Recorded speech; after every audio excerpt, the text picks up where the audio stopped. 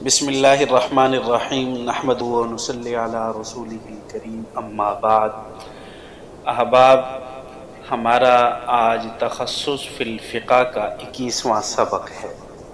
اور آج کے سبق کا ہمارا عنوان ہے فقی مذاہب کا ظہور المذاہب الفقہیتی، یعنی فقی مذاہب کا ظہور۔ دیکھیں، اس میں کوئی شک نہیں کہ تابعین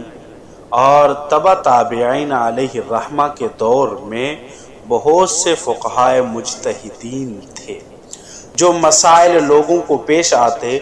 وہ اس کے بارے میں فتویٰ دیتے تھے، لیکن ان کا مقصد کوئی ایسا فقہی ضابطہ اور قانون بنانا نہیں تھا۔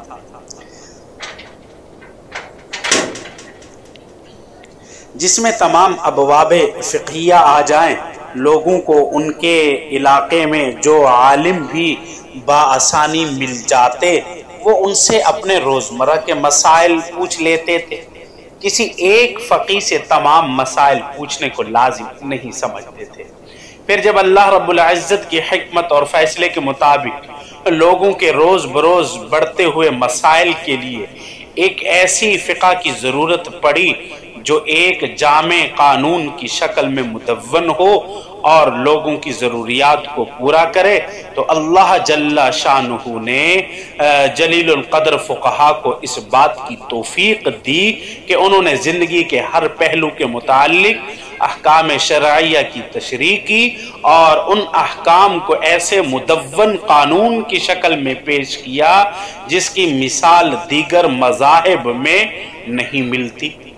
امت مسلمہ کے محسن ان فقہائے امت نے اپنی پوری زندگیاں قرآن و سنت اور اجماع و قیاس کے سرچشموں سے اجتہاد و استنباط کے ذریعے احکام شرعیہ مستنبط کرنے میں کھپا دی۔ پھر ان عظیم شاگردوں نے ان کے جو عظیم شاگرد تھے انہوں نے جامع کتابوں کی شکل میں اپنے اساتذہ کے مسائل کو مدون کیا اور ان میں اضافہ کیا۔ چاروں مشہور مذاہب فقہیہ میں ان کی مثالیں یہ ہیں۔ دیکھیں، امام مالک علیہ رحمہ کے مذہب کے فقہی احکام کی ایک جامع کتاب وہ المدونہ ہے۔ اسی طرح امام محمد بن حسن الشیبانی علیہ رحمہ کی کتابیں امام ابو حنیفہ علیہ رحمہ کی جامع ہیں،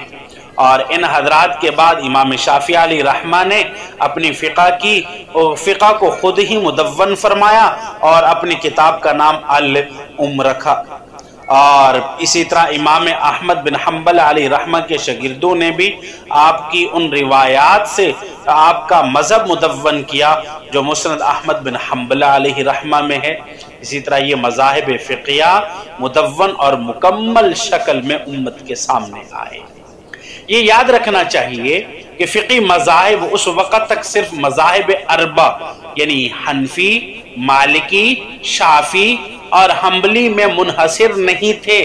بلکہ فقہائے کبار کی ایک بہت بڑی جماعت تھی جنہوں نے اپنے فقہی مذاہب کی بنیاد ڈالی، لیکن قضاء و قدر کے فیصلوں کے مطابق ان حضرات کے مذاہب نہ تو مدون ہوئے اور نہ ہی ویسے عام ہو سکتے جیسے چاروں مشہور فقہی مذاہب آج عام ہوئے ہیں۔